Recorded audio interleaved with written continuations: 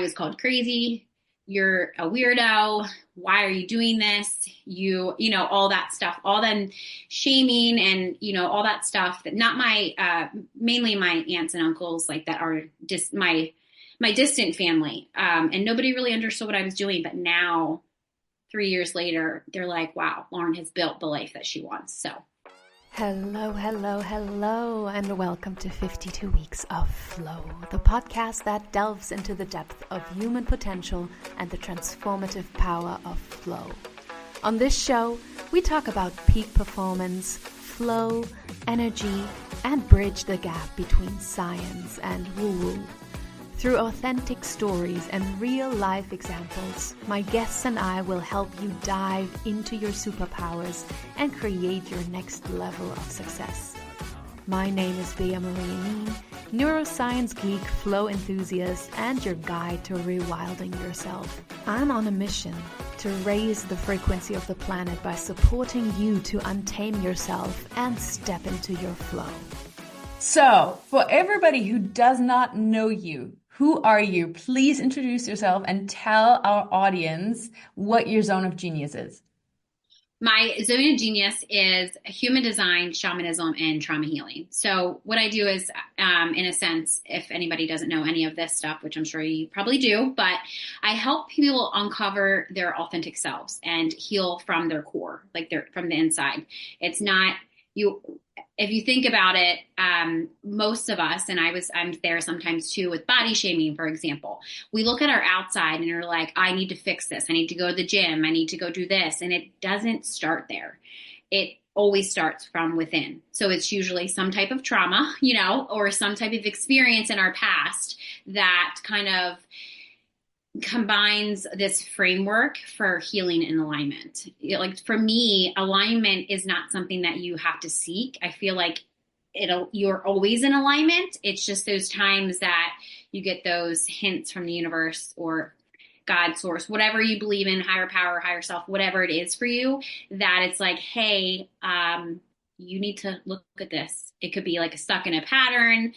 Maybe that doesn't feel aligned. Maybe it could be carrying emotional wounds. And I could talk about emotional things all day long, especially my personal human design. I think is very important to know if you're talking to somebody in human design is an emotional authority. And I feel like people with an emotional authority are really good because they've had tons of experiences of making emotional decisions. I feel like they're probably, if you're going to hire a trauma healer, ask them their human design. If they don't know their human design, listen to what they're talking about with emotions, because usually they're using their past experiences to help guide you through the framework that they probably already created, or maybe they don't know that they created, to kind of help you get through those stuck patterns or emotional wounds. And that's pretty much where kind of segued into my own personal story of why I'm so obsessed with human design, because that's literally where I found all this information, because I kept asking the universe that, like, show me how I can heal this. And very quickly it was shown to me that I need to be very emotionally aware. Like I needed to learn the lesson probably for many years before my spiritual awakening, my first spiritual awakening through my experience, because I was carrying a lot of emotional wounds, and I feel like there's so many people out there that are, and you might not even realize it. It could just be masked as anger. That's, or it could be, I cry all the time. Well, why do you cry all the time? And crying's okay, right? But why? I always say why. Maybe you're not as curious as I am, right? But that's kind of where I discovered human design, because it literally felt like the roadmap. And I mean, human design is just a tool. You can use whatever. It could be astrology for you, or, I just feel like that human design to me is like a, astrology on steroids kind of thing. And it gave me that permission slip that I was like, oh, okay, so I am who I am. This is who I am. And I just embrace that and harness that, to feel like alignment. And the only reason why I'm kind of explaining all this is because I feel like the spiritual community, when they talk about healing and alignment, it's not, I need to go get aligned. You already are aligned. Just work with the energy that you are. Start where you are so you can give yourself that permission slip. Nobody else can give that for you. And then I just, from the shamanism piece of it is I bring those practices into my business and with my clients to help you understand a deeper sense of your own spirit trauma, and it helps like allow and transform your emotional pain into wisdom. Because if you're feeling pain, I always look at like, great, I get excited because that's actually wisdom. There's nothing wrong with those shadows and those three tools that are literally meant to work together, not just for me, but I feel like for society. And for me to bring that to the forefront, being a projector, being the seer of society, I feel like I was gatekeeping when I didn't share my personal story and my own gifts to help others. Oh, I love this so much. There's already so much gold in there, what we're going to talk about more, because you said your first spiritual awakening. So, because I was going to ask you, like, when did you discover all of this? When was your spiritual awakening? And how did your surrounding, your family, your friends, how did they react to it? So probably the Cliff Notes version of this, I probably consciously aware of what I was going through, probably at the time, probably didn't even know that it was a spiritual awakening. Things just started to shift. Back in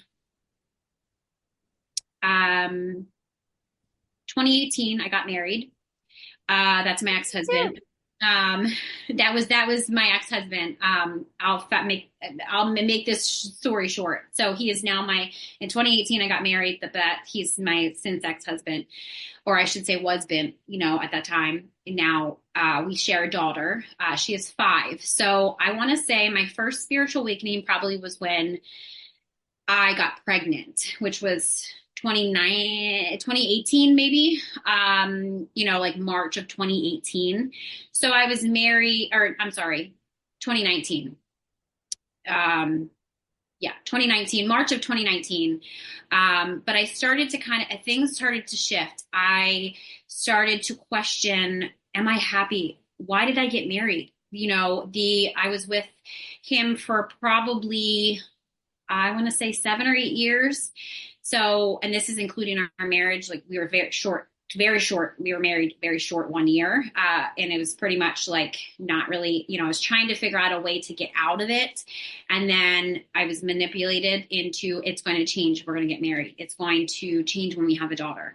It's, and I just was at that point, I was like, so out of it emotionally, I was completely out, that I just begged pretty much the universe to,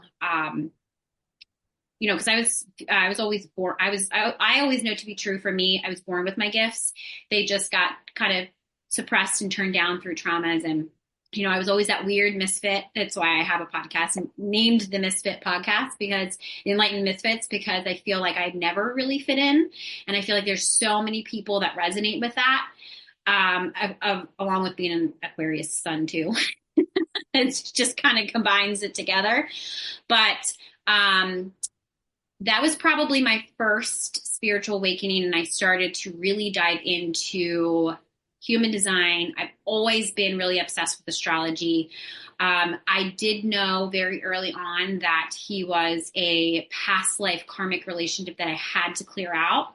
It's just I stayed way too long because of my own personal trauma, trying to save people that didn't want to be saved, trying to help him heal along with myself. And then I just lost myself at that point. So we got divorced in 2020,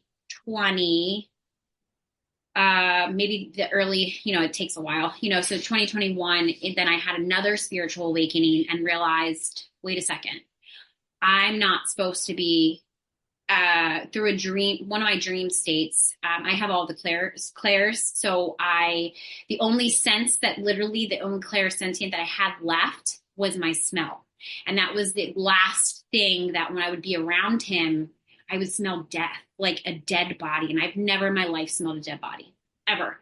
Mm-hmm. But every time I was around him, I'd be like, oh my God, like I just couldn't. And then I was like, okay, that was my, I would get messages, I would have dreams. I would just know that I should not be here, like this is not for me, because I had a bigger purpose here. In this lifetime, and he was not that person that was going to help me get to the next level. So of course, like most of us do, we just ask, pray, we try to get answers. And that was probably right around the time that I met my now husband, because this is my second marriage. We literally just got married in December.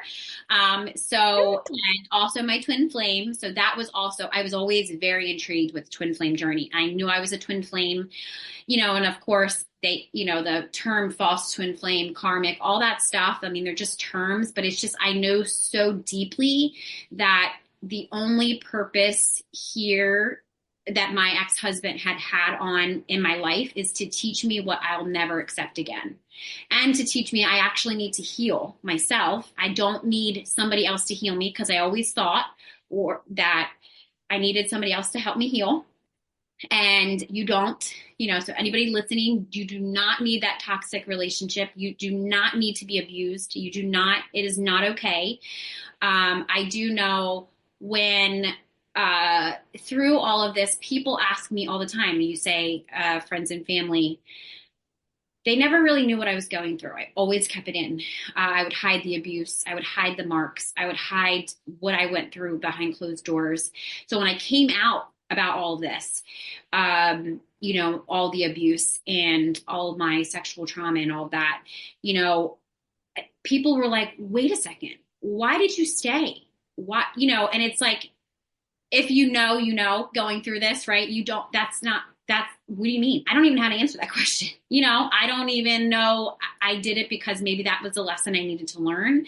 Not that I needed to learn how it felt, but I needed to learn, in hindsight now, looking back, what I'll never accept again. Knowing my worth, that's not what I accept. I'm not going to allow that, because at the same time, I realized in this victim mentality that I help my own clients with is, we're a victim until we realize you're attracting that experience because you need to learn something from it. And if you don't, you will then attract another person. And my entire life, I attracted people like that. Like, I can't even sit here and tell you I've ever had a healthy relationship. So, people that talk about relationships and talk about, it's the other person's fault. I always challenge people to realize, well, what did you do? To also attract that person. Not saying that you deserve the abuse, but you also could be the abuser. And at the time, I was also probably saying things emotionally that were hurting him as well. So it's like, I realized I had to get out of this blame. This is all your fault. This is all, you did this to me. Why is it happening? All that stuff, that I realized that I was just evolving consciously and realizing that I knew what I want for my life. I knew what I wanted for my daughter, and I did not want her to be, I had to break this generational trauma and generational curse of this, cycle. And I know I had to feel it first, and I say that because I'm not saying that my mom didn't go through things, but I'm saying that my mom maybe not, she just did the best that she could for us, me and my brother, so it was me that I chose this lifetime to come here and to make sure I'm not passing it down to my daughter, and making sure I teach her about her emotions. And that's why this lifetime I realized that I had to be very emotionally intelligent very, very quickly, because at the time I was a single mom and I was doing it all. My parents were here, they had help supported, but I physically had to do it on my own to teach my daughter. Because eventually, I'll be back on my own again. I'm not back on my own again, but, I'm ultimately it's me that's going to teach her. Her father is not going to teach her that, because he didn't choose that path. I do want to preface this that, if you're in this situation and you feel like you are dealing with somebody that is very narcissistic, has those traits of narcissist, and they don't choose to heal their generational trauma, it's a hard situation to be in. And, I have since gone no contact because of all the abuse. And that is so much easier, because we don't need to, we share our daughter, and I do what I need to do and he does what he needs to do. And it's so much easier, because I'm focused on me and my daughter and my life. So I would never have learned that. I've messed up a lot too. I want to say that I messed up a lot. I played the blame game. I played the victim game until I realized that he is a 35-year-old adult. just trapped in his trauma in his inner child in his body, and just he doesn't decide to heal. So I had to start to give empathy and treat accordingly. And it's just like, are you going to argue with a 5-year-old? Probably not, because they don't, it's just how it is, right? So that's a little bit about my backstory of how it was definitely not, I'm definitely the outcast in my family. And when I left my very successful 9-to-5 job as a high risk OB ultrasound tech to go on my healing path and my journey here in this lifetime, I was called crazy. You're a weirdo. Why are you doing this? All that stuff, all then shaming and, all that stuff that not my, mainly my aunts and uncles like that are just my distant family. And nobody really understood what I was doing. But now 3 years later, they're like, wow, Lauren has built the life that she wants. So it was not accepted at first. My mom and dad probably thought I was insane, but they support me the best way they know how. Same thing with my brother and my sister-in-law and the people that I still talk to. But I had to cut out a lot of family members because I realized that they're not here to support me. They're here to just be lessons or opportunities for me to my old life, so. Yeah, challenges. Yes, challenges. Yeah. Yeah, and that's what I would like to tap into, because you said you attract what you need to learn. And I truly believe that for the longest time, I was asking for more patience. Mm-hmm. I was like, oh God, I need more patience. I need more patience. Please, universe, whatever, give me more patience. And the universe did not provide patience. I wasn't patient the next day. No, I was provided with a lot of opportunities to learn patience, to train patience, So whatever you want, be careful what you wish for. When you want to be more courageous, then buckle up, because the universe is going to send you situations where you need to step into your courage. And so what I love about your story is that you really took on those lessons, and that you saw them as lessons, and not, of course, at some point in time, you probably said, why me? Why is this happening to me? Yeah. But that you came out on the other side and actually, said, okay, I'm going through this. This is my path. So how did you come up with the courage to go? So it's literally in my human design, but to people that don't know what that means, or they can look at their human design, is I realized that I have a lot of like pessimism energy. And early on when I studied my human design, I realized I needed to do the complete opposite, because my not self-esteem would be pessimism. And I, through the lesson, so like, let me give you an example for people if they need it. So essentially in my human design, in my energy blueprint, I realized every single time that I made a decision, it was always emotional, always, no matter what. Well, that's my emotional authority. And I realized I kept showing up in anger. I kept showing up in sadness. I kept showing up in whatever lesson was thrown at me. And I will never forget this. A very dear friend of mine I used to work with said to me, Lauren, why is your life so hard? Why do you have so much? And hear me, I'm like, I know, what, right? I'm glad you see it, but I just had a deeper understanding and a deeper awareness that I didn't know how to put in words of why I would attract these lessons. And of course I went on social media, and I would Google stuff, or I would say, why is this happening? And I realized that's when I came across manifestation. And I read the book, The Secret.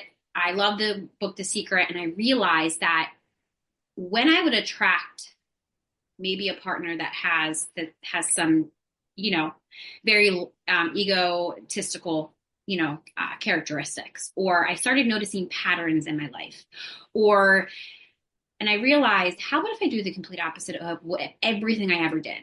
Just think it, like I just told myself that one day. And I realized over time, I knew the lesson, like for instance, the universe will send you money, lots of money. And then I would just not manage it well. Or, maybe I would spend it on things that maybe I'm emotionally spending it, or maybe I'm emotionally eating. And then all of a sudden it's like, where's the money? Where's the money going? Like, then I hit with resistance. And it's like, oh, I didn't budget to make sure I could, pay for bills. Or I just applied for another credit card and now I don't know how to pay it off, that type of thing. I noticed these patterns in my life and realized that I would attract people that would just use me. So then I shifted on, I'm sorry that doesn't work for me. Literally, I feel like I say this all the time. I'm sorry that doesn't work for me, but this is my suggestion or something like that. And I realized those lessons after I realized, okay, I hear you. I got it. I don't want to learn that lesson anymore. It just stopped. It's like, I'm not going to say it's magical. It's because you're doing the work. That's literally why it stops. But for me, I started doing the complete opposite. If I wanted a loving partner, I wanted to love myself. I didn't tell the universe. I started to love myself. Then I started to treat myself better. Stop wasting my money on things that I didn't need. Maybe it's because I wanted it or whatever. So then I just, again, I stopped attracting those lessons of you need to budget your money, Lauren, or you need to stop buying things or investing in things that you're not going to do, or, because there's tons of throughout my journey of, learning about self-mastery that I wasted so much money on these programs and I would never do them. Yeah. It's like, I'm going to do this. I need to go do this. Now I got to go read this book and I got to go do this. And it's just like, but I never do it. So then it's like, I look back on, well, if I didn't do that, if I'm going to invest in something, I need to actually follow through with it. And I feel like that comes in, too, with energy. The people that, I had this lack mentality. Well, it was actually a lesson that I needed to learn through my lineage that that it's the mindset of I don't have any money, or I wasn't grateful. I have all this stuff. Same thing with when I wasn't technically in one of my spiritual awakenings. I had all this stuff around me but I still had this mindset of, I don't have enough. Or, when I had a decent, very good paying job, my mental health was trash. Or I had a nice body a couple of years ago, but my mental health was trash. Now it's like I'm not as skinny as I was a couple of years ago and I'm working back on my body, but my mental health is, I'm happy. I have joy. Yes, I care what my body looks like, but it's not something that is in the forefront of my, mind. And I feel like that is really important, especially if you want to get back to this meat suit, as I call it, that you like to look at in the mirror because I have extra weight on me now than I did before, but I still love myself and my body knows it and responds accordingly. So that's a little bit of some examples of if you have body shaming or you want to lose weight. Mirror work I still do it to this day. Mirror work is huge for me. You can't tell yourself that you're fat. You can't tell yourself that you're ugly. And subconscious, I'm not telling you, if you look in the mirror, it's like your subconscious is still going to lie to you. You still subconsciously feel like you're fat or you don't like your body. You can't trick it that way. Right? So, those are just like the lesson would be that, I needed to I wasn't, my nutrition, am I eating correctly? Am I eating a lot of sugar? Am I, or am I going to work out? Am I doing yoga? And it's like, are you? And I had to be completely honest with myself. No, I wasn't. So I'm to blame for that. It's nobody else's fault, right? It's not everybody else's fault around me. But I realized once I learned that lesson of that, I stopped blaming everybody else. I stopped blaming my parents. It's not your parents' fault that you are the way you are. I always say we all had experiences and you're supposed to learn from them. That lesson is so you don't, maybe if you're a parent now, you don't go back to being that parent. You aren't the parent that you were raised by. If you have abuse, your parents used to abuse you or something like that. I feel like that experience is that opportunity for that lesson. Yeah. Absolutely. And I love that we can choose, we can choose every day what our experience on this planet is going to look like. And yes, of course, if you have been brought up with abuse, this is something that it's like a default mechanism that you will go back when you're stressed, when you're frustrated, when you're in anger, when your emotions are out of control, when your nervous system is out of control, then you will definitely fall into that default mechanism with your kids, but we can choose to interrupt that. We can choose to interrupt that default mechanism. And the more we interrupt those patterns, the lesser we will fall into those patterns, and we create new and healthier patterns, like you said, with your body and with body shaming. I mean, yeah, I've been there too. I've been to the gym like 7 days a week for like 2 hours a day because I thought that, my body needed to look a certain way because the industry that I was working in told me that I was never enough. So, and so it was this mm, this finding, this reconnecting to, like you said, what do I actually need? What do I actually want? Who am I actually in this? And so reconnecting to that thought of, wow, I am worthy no matter what I look like. It doesn't matter what I've done. It's just I am worthy. I am here because I'm wearing this meat suit, this meat vehicle, like I said, that you were driving around here in. Yeah. And Yeah. and the joy of this is to keep, like, we take care so well of our cars, of our phones. We charge them. We go to the car wash. We get it fixed every once in a while. So why don't we do that with our bodies? Why don't we cleanse and restore and do all that stuff that our bodies, our vehicles actually last longer than like 4 years of leasing a car, Right. Right. right? Right. It's like, oh, 4 years, I get a new one. No, this is the one that you have.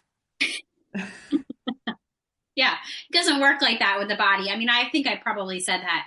I just want a new body. Like, can you just give me a new body? Okay, no, that doesn't, you have to create, just like anything in your life, you have to create a new body, which starts with my habits. And my habits were, they were not good, with especially being being diagnosed with ADHD. My whole, I was diagnosed when I was like 5 or 6 maybe, and I was just stuck on medication.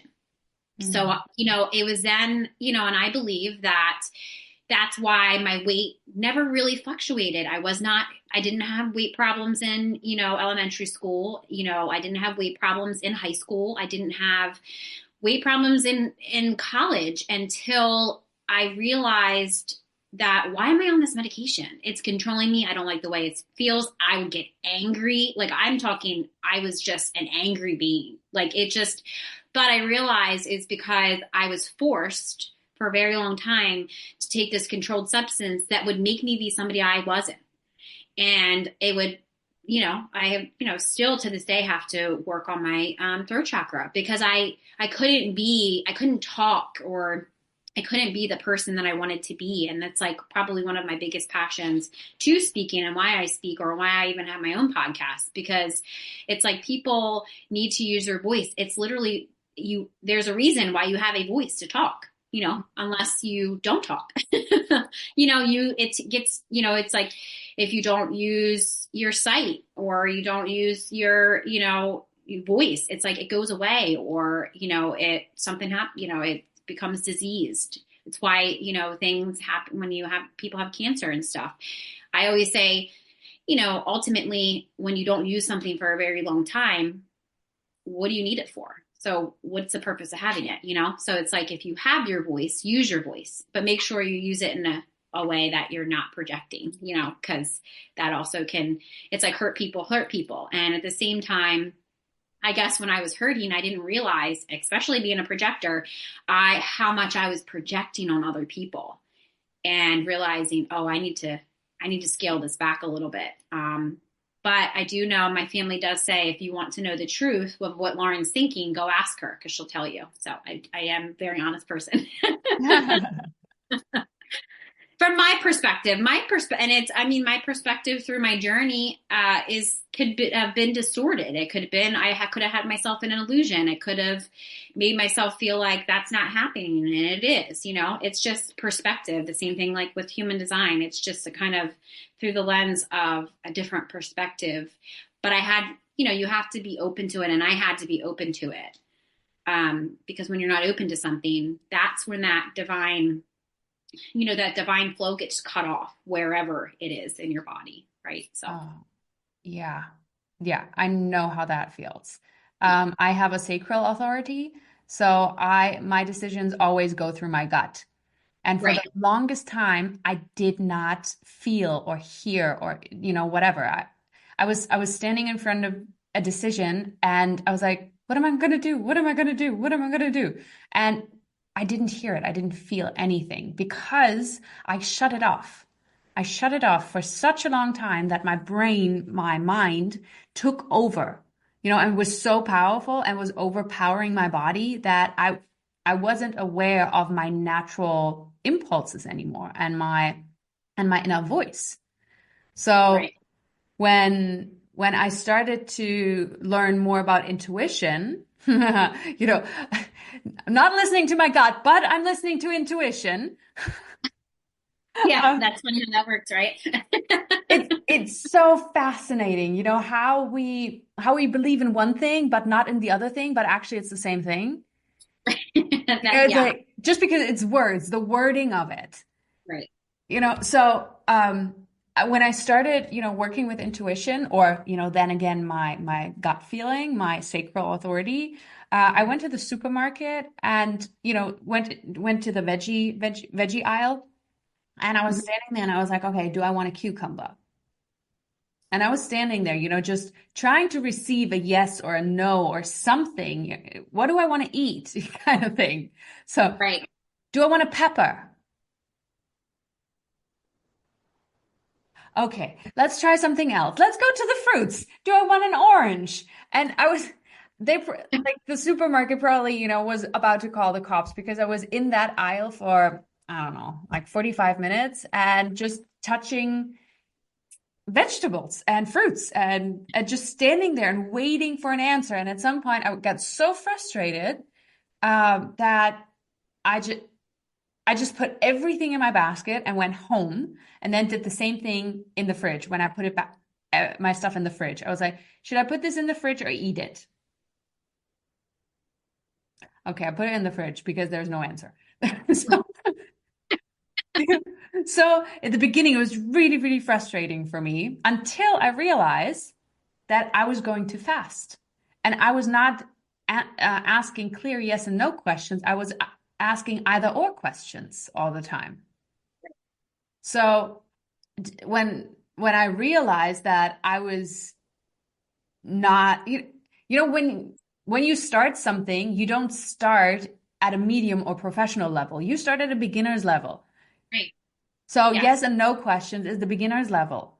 And I was like jumping right into intermediate or something, where I'm like, oh, do I want this or this? Or should I juggle with this? What am I eating today?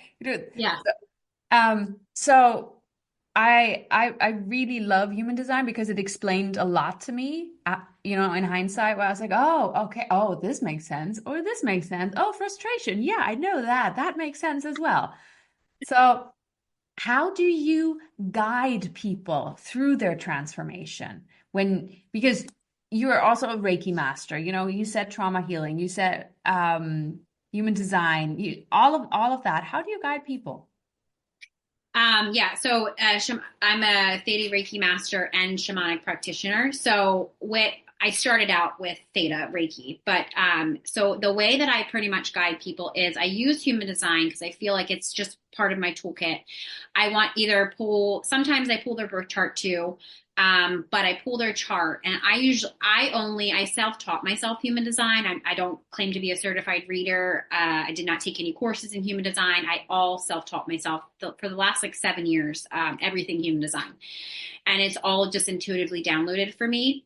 So I look at their chart, and we always start with the energy. I always say the top 3 things: the energy type, the way to make a decision, which is your authority, and your strategy. And a lot of people, if they're an entrepreneur and they hear this word strategy and they're like, I can't do business like the rest of the world or whatever, and that's usually projectors because we're not supposed to be like, that's not how it's supposed to be. So when I tell people, business coaches that are teaching strategy, I always say, why don't you pull their human design chart? You need to know nothing about anything about human design, but you pull their chart, and that's the strategy that you need to teach them, along with energetics and all the other things that come along with it. And for me, what I do is there's only 2 things that I ever find, to be true is, so there's an emotional block or there's a money block. It doesn't matter who you are, what you're talking about, what your struggle is. And it's usually the emotional trauma, or the emotional part is usually attached to fear somewhere, like that, your perception of something. Or so I kind of dive into that. But most of the time when I start with the human design chart or astrology. It's just your birth chart on steroids, pretty much, because it uses both. And then I ask them, a challenge, or when I do my free calls, my 30-minute free calls, there's always a goal. You have a goal, and there's always a challenge. And usually in between that, there's a money block or emotional block. And depending on what that goes, if they work one-on-one with me, or if they're in my membership group with me, or they're just literally on the call and they want to follow me, or they just kind of found me, I incorporate either shamanic practices, which is pretty much the quantum healing, the deeper energy work, or the shadow work with earth elements, pretty much, or the Theta Reiki portion would be to clear out whatever that emotional block is, or even money block, because you have wealth codes in your actual being, and you can see them through human design, or your gene keys, which is the same thing. That's like your DNA, the energy in your DNA, I should say. And when that's not operating efficiently, that's where you get these blocks. So you have symptoms. They're pretty much symptoms, if we're going to talk that way. It's like, I feel stuck. That other thing is, people say, people won't pay me. Or what's another thing? And this is some of the things I think I used to say. I want my soulmate clients, but I can't find them stuff like that, and my biggest thing is, with those wordings, I worked a lot on my heart chakra, and from my heart chakra, it not being open, I'm blocking what's for me, not even realizing that I was doing that. Like, I'm not consciously blocking my heart chakra. So I'm making blocks. This is all subconscious, and that's actually in all of the stuff that I do, because it could be from, I need to make a program. I have this idea, but don't know how to finish. I don't know how to put it together. I'll immediately look at their unconscious side, because that's all unconscious. If you have a signature program somewhere, and not many people talk about that, which is related to the gene keys, which is very advanced quantum human design, or very advanced, human design, but it's like, it's all in your chart. So that's kind of where I start to, and this is all intuitive. Like, people are like, how did you learn that? I mean, I've learned a lot, and there's many people that teach human design that I have read books about, but most people, I always tell people, I've spent 7 years researching this and doing this, and trial and error, and does this work? Does this not work?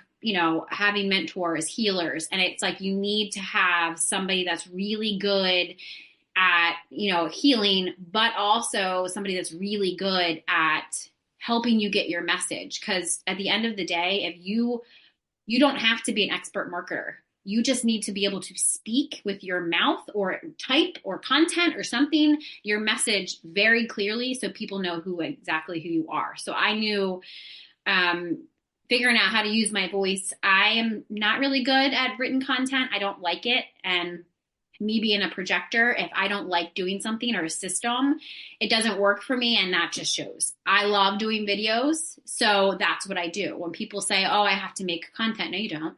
Do a video. If you're good at video and you like doing videos, do a video, or if you are really good at copywriting, do copy. Don't do a video, So it's like, don't do things you don't want to do, because if you don't want to do it, maybe that's just because maybe you just don't want to do it. Or ask yourself, is it because you have a visibility fear? Or is this fear of success or something like that? It's kind of like deeper. But I feel like working with a mentor, they could help you see that.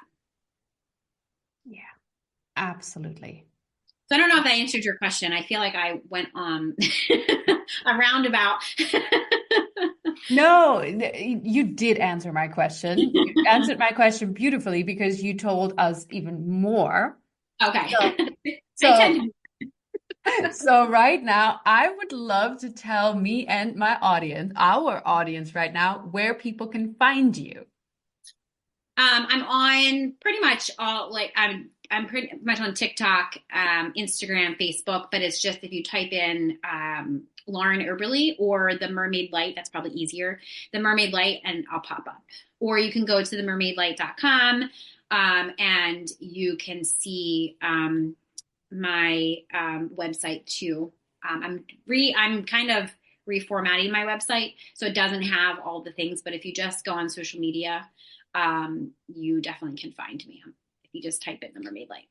Awesome. And all of those links are also below this video, like in the podcast description, or if you're watching us on YouTube right now, then you will see that in the video description underneath this video. So Lauren, I am so happy that we got this, that we finally got together to talk and chat, and that I learned more about you, and that our audience was able to learn more about you. If you had like one thing that you could tell your 20-year-old self, what would you tell her? Oh, this is a good one. Everything will work out in the end, and just trust yourself. Oh, I love that. Oh, trust. Yes. Trust is a big one. Big, big, big, big, big. Yes. Thank you so much. And everyone who's listening right now, go over to Lauren's socials, follow her, give her some love, because I truly believe that you're doing amazing work in this world. So thank you so much. And that's it. That's it for today. That's our show. I was gonna say, thank you so much to have me. I'm very honored to be here. And yeah, make sure if I resonate with anything I said, make sure to come say hi to me. I love meeting new people. Yes, yes, yes, yes, yes. Go over to Lauren's page, and then come on over to next week's episode, because we're going to have some more amazing, amazing guests coming, because we are not almost, but we are slowly moving to the end of season 2 of the 52 Weeks of Flow podcast. And if you have not yet subscribed, subscribe now and give us a 5-star review, because that would just mean the world to me. And I could bring on more amazing guests like Lauren and bring more flow into this world. So until next time, keep shining, keep learning, keep growing, and keep flowing.